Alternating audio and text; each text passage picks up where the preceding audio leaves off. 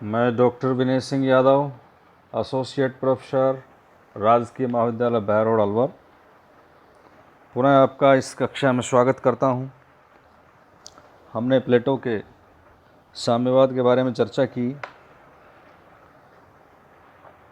प्लेटो के संपत्ति विषयक साम्यवाद के बाद उसके साम्यवाद का दूसरा रूप प्रकार नारी साम्यवाद पर चर्चा करेंगे। प्लेटो ने अपने प्रसिद्ध ग्रंथ रिपब्लिक के 5वें खंड में नारी के साम्यवाद का विस्तार पूर्वक वर्णन किया है।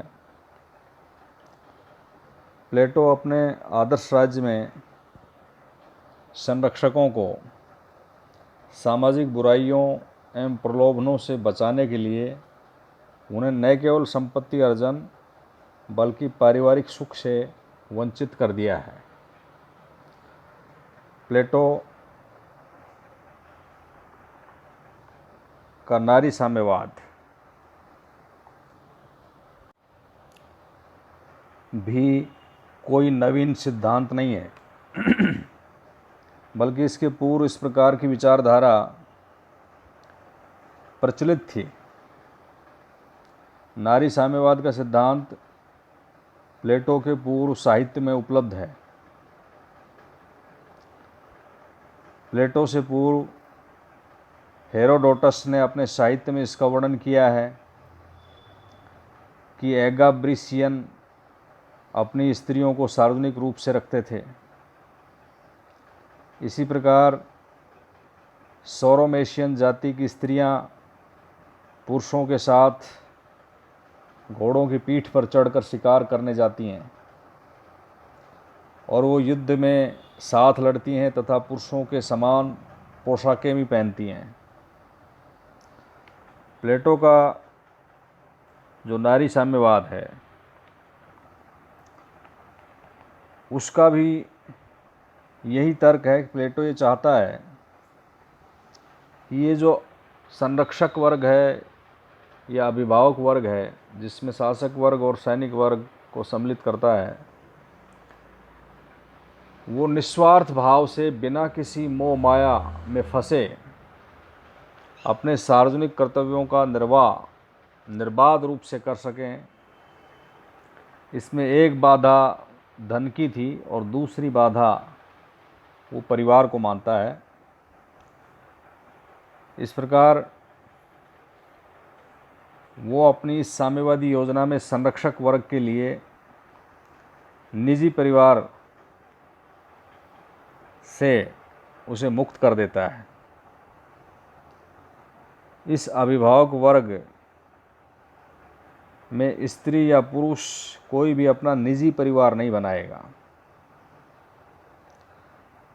स्त्रियां सबकी समान रूप से पत्नियां होंगी। इनकी संतानें भी समान रूप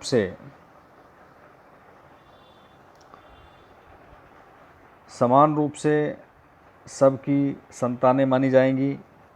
न तो वो माता पिता अपनी संतान को जान सकेंगे और न ही संतान अपनी माता पिता को जान पाएंगे। ये उसका एक मोटा स्वरूप है प्लेटो के साम्यवाद का। उसमें किस प्रकार की योजना होगी, क्योंकि वो निजी परिवार का निषेध कर देता है और ऐसे में संरक्षक वर्ग किस तरह से स्त्री और पुरुष के बीच में संबंध होंगे, उसके लिए प्लेटो ये कहते हैं कि संरक्षक वर्ग की सभी नारियां एवं पुरुषों का स्वभाव लगभग समान होगा। वे एक साथ निवास करेंगे। प्लेटो का कथन है कि स्त्री पुरुष के संबंध कुछ विशेष अवसरों पर ही होगा। उनके शब्दों में, हमें कुछ उत्सवों तथा यज्ञों का विधान करना होगा जिनमें वर वधू का सम्मिलन होगा और हमारे कवियों को उस समय संपन्न होने वाले विवाहों के अनुरूप स्रोतों की रचना करनी होगी।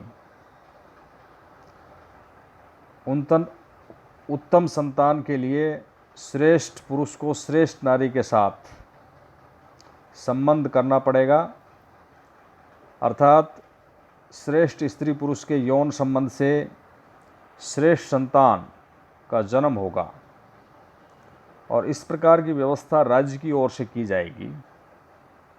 इसका संबंध केवल संरक्षक वर्ग से होगा। जहाँ तक उम्र का संबंध है, इस अस्थायी विवाह योजना में नारियां 20 वर्ष की अवस्था से लेकर 40 वर्ष की अवस्था तक राज्य के लिए संतान पैदा करेंगी और पुरुष 25 वर्ष की अवस्था से 55 वर्ष की अवस्था तक, अर्थात नारियां 20 वर्ष की उम्र से 40 वर्ष की उम्र तक और पुरुष 25 से 55 वर्ष तक आपसी संबंध स्थापित कर राज्य को एक उत्तम संतान प्रदान करेंगे और इस प्रकार के संबंधों से जो जन्मे बच्चे हैं वो राज्य के शिशु गृहों में पाले जाएंगे। बच्चों की माँ को कुछ दिनों तक बच्चों को दूध पिलाने का आदेश दिया जाएगा, लेकिन माता को अपना बच्चा नहीं बताया जाएगा और न ही रात्रि में बच्चे के साथ रहने दिया जाएगा। बच्चों की सेवा शुश्रूषा धायों के द्वारा की जाएगी और प्रत्येक बच्चा समस्त संरक्षक वर्ग को के स्त्री पुरुष को अपने माता पिता मानकर उन्हें सम्मान देगा। प्लेटो इस साम्यवादी योजना में यह भी जोड़ते हैं कि ये जो निर्धारित उम्र उन्होंने बताई है, उसके बाद स्त्री पुरुषों में जो संबंध स्थापित होंगे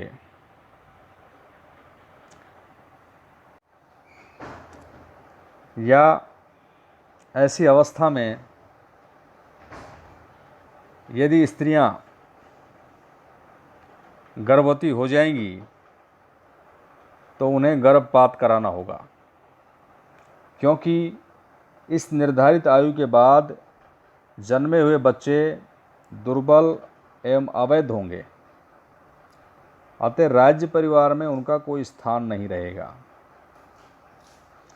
अब संबंधों का ज्ञान कैसे होगा? इस प्रश्न का जवाब प्लेटो ने इस प्रकार दिया है कि पुरुष वर बनने के बाद 7वें मास से लेकर 10वें मास तक के मध्य उत्पन्न हुए बच्चों को पुरुष होने पर पुत्र और स्त्री होने पर पुत्री कहेगा तथा वे संतानें उन्हें पिता कहेंगी।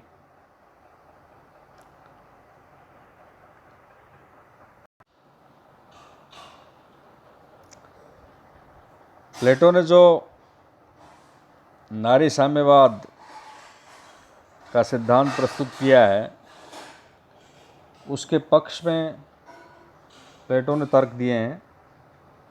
पहला कि परिवार सभी स्वार्थों की जड़ है, अर्थात प्लेटो व्यक्तिगत परिवार के उन्मूलन के पक्ष में है और उनका यह मानना है कि परिवार एक ऐसी संस्था है जिसमें व्यक्तियों में संकीर्ण मनोवृत्ति और प्रबल स्वार्थपूर्ण भावनाएं उत्पन्न होती हैं। इसलिए शासक वर्ग अपने परिवार के विकास में व्यस्त रहता है तो राज्य के विकास की तरफ पूरी तरह ध्यान नहीं दे पाएगा। तो प्लेटो का ये मानना है कि इस व्यक्तिगत परिवार से अत्यधिक स्वार्थ शासक वर्ग में पैदा हो जाएगा और वो मानव जाति के कल्याण और राज्य के विकास में घातक होगा, अर्थात वो अपने सार्वजनिक कर्तव्यों के प्रति निर्बाध कार्य नहीं कर पाएगा। दूसरा तर्क प्लेटो नारी की मुक्ति का तर्क देते हैं। एथेंस में प्लेटो ने नारियों को अत्यंत दयनीय दशा में देखा था। नारियां घरों की चारदीवारी के भीतर रहती थी और उनका एकमात्र काम बच्चे पैदा करना और उनका पालन पोषण करना था। इसलिए प्लेटो नारी की मुक्ति के लिए इस योजना को प्रस्तुत करते हैं और प्लेटो का कथन है, लिंग के अतिरिक्त स्त्री और पुरुष में कोई भेद नहीं होता है। प्लेटो एक और तर्क देते हैं कि राज्य की एकता स्थापित करने के लिए वो ये योजना प्रस्तुत करते हैं। उनका मानना है कि परिवार में मेरे तेरे की भावना उत्पन्न होती है और इस भावना के परिणाम स्वरूप अभिभावक वर्ग के व्यक्तियों में सत्ता प्राप्ति के लिए संघर्ष हो जाएगा और इस संघर्ष से राज्य की एकता प्राप्त नहीं की जा सकती। बारकर प्लेटो के इन विचारों को अभिव्यक्त करते हुए लिखते हैं, परिवार के उन्मूलन का दिन राज्य की एकता के उद्घाटन का दिन होगा। ये व्यक्ति के लिए स्वतंत्रता और दोनों के लिए न्याय का दिन होगा। इसके अलावा प्लेटो एक और तर्क देते हैं, उत्तम संतान की प्राप्ति हेतु। प्लेटो उत्तम संतान के पक्ष में था और उनके दृष्टिकोण के अनुसार व्यक्तिगत परिवार उत्तम संतान के प्रजनन में बहुत बड़ा बाधक है। उत्तम संतान के लिए आवश्यक है कि श्रेष्ठ स्त्री का समागम श्रेष्ठ पुरुष के साथ होना चाहिए और उनका ये विचार पशु जगत से प्रेरणा लेता है कि जिस तरह से एक पशुपालक श्रेष्ठ संतति प्राप्त करने के लिए उत्तम और शक्तिशाली नर मादा का समागम कराकर उत्तम श्रेष्ठ संतति प्राप्त करते हैं, इस प्रकार प्लेटो उत्तम संतान के लिए एक पत्नित्व प्रणाली का उन्मूलन कर देते हैं। प्लेटो के इस नारी साम्यवाद की आलोचक आलोचना करते हैं और उनके परम शिष्य अरस्तु भी अपने गुरु के इस सिद्धांत की कटु आलोचना करते हैं। ये आलोचनाएं इस प्रकार हैं कि परिवार पूर्णतः एक बुराई नहीं है। नारियों का साम्यवाद प्लेटो के आदर्श राज्य की केवल एक आदर्श व्यवस्था है जिसे व्यवहारिक रूप देना कठिन है। आलोचक ये कहते हैं कि प्लेटो ने परिवार को व्यक्तिगत स्वार्थों की जड़ बताया है, अर्थात उनके दृष्टिकोण में परिवार ईर्ष्या, द्वेष, कलह, घृणा की खान है और इसलिए व्यक्तिगत परिवार का उन्मूलन कर देना चाहिए। लेकिन प्लेटो का यह विचार गलत है।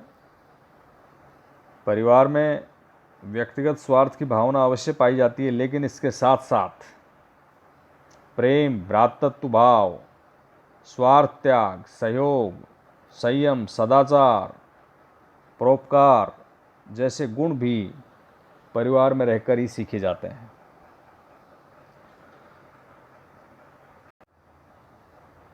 एक अन्य आलोचना है कि नस्ल में सुधार नहीं। नारी साम्यवाद के पीछे प्लेटो का एक उद्देश्य था कि वह मानवीय नस्ल में सुधार करना चाहता था।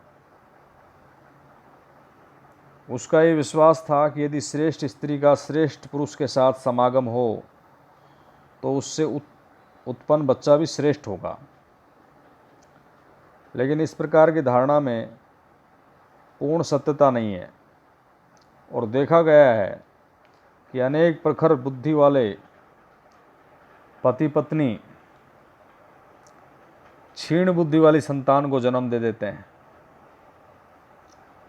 महान व्यक्तियों का इतिहास इस बात का साक्षी है कि वे किसी बड़े कुल में जन्म नहीं लेते हैं। उदाहरण के लिए अरस्तु एक साधारण परिवार का दीपक था। इसी प्रकार स्वयं प्लेटो का गुरु सुकरात एक शिल्पी का पुत्र था। एक अन्य आलोचना है अमूल्य पारिवारिक शिक्षा।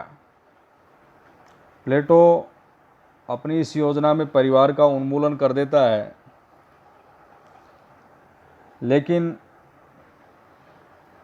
परिवार में रहकर जो बच्चों को अमूल्य पारिवारिक शिक्षा मिलती है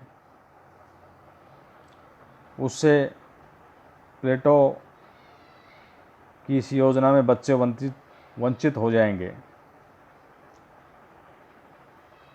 प्लेटो का ये विचार भी गलत है कि परिवार की शिक्षा स्वार्थपूर्ण शिक्षा होती है। इसके अलावा ये भी कहा जा सकता है कि जितने भी महान पुरुष हुए हैं उनको अपने व्यक्तित्व के निर्माण में पारिवारिक शिक्षा का महत्वपूर्ण स्थान रहा है। एक और आलोचना कि राज्य की एकता नारियों के साम्यवाद के द्वारा संभव नहीं है। प्लेटो के शिष्य अरस्तु इस तर्क को प्रस्तुत करते हैं कि राज्य में न तो कभी विशाल कुटुंब का रूप धारण कर सकता है राज्य, और न ही परिवार की एकता सुदृढ़ता ही पा सकता है। जब एक बच्चे के एक नहीं बल्कि बहुत सारे माता पिता होंगे तो उनके बीच में प्रेम की वह प्रगाढ़ता और संबंधों की घनिष्ठता नहीं आ सकती जो एक छोटे परिवार में माता पिता और संतान के बीच में होती है। अरस्तु का एक प्रसिद्ध उद्धरण है कि जिस प्रकार थोड़ी सी तीव्र मदिरा बहुत अधिक जल मिला देने पर मंद और स्वाद रहित घोल बन जाती है, उसी प्रकार ऐसे समाज में भी इन पिता पुत्रों के नामों द्वारा सूचित कौटुंबिक भावना अवश्य ही शिथिल या नष्ट प्राय हो जाती है। कलह और ईर्ष्या। अरस्तु का यह भी कहना है कि नारी साम्यवाद में राज्य में कलह और लोगों में ईर्ष्या की भावना उत्पन्न होगी, क्योंकि सर्वश्रेष्ठ स्त्री के लिए पुरुष न जाने क्या क्या संघर्ष करेंगे, ये प्लेटो के बाद की पीढ़ी कल्पना कर सकती है। एक और आलोचना है कि निकट संबंधियों में विवाह की आशंका है। अरस्तु ये कहते हैं कि सभी बच्चे राज्य के शिशु गृह में रखे जाएंगे, और प्लेटो अपने भाई बहन माता पिता की पहचान का जो तरीका बताता है वह त्रुटिपूर्ण है। ऐसे में जब बच्चे बड़े हो जाएंगे तो तो हो सकता है कि भाई बहन में ही विवाह संबंध स्थापित हो जाए, क्योंकि उन्हें संबंधों का ज्ञान हो ही नहीं पाएगा। और एक अंतिम आलोचना, राज्य के शिशु ग्रह का स्थान, राज्य के शिशु ग्रह घर का स्थान नहीं ले सकता। प्लेटो का ये कहना है कि बच्चों को राज्य के शिशु ग्रह में रखा जाएगा, माता पिता को अपने बच्चों को जानने नहीं दिया जाएगा और न ही बच्चे अपने माता पिता को जानेंगे।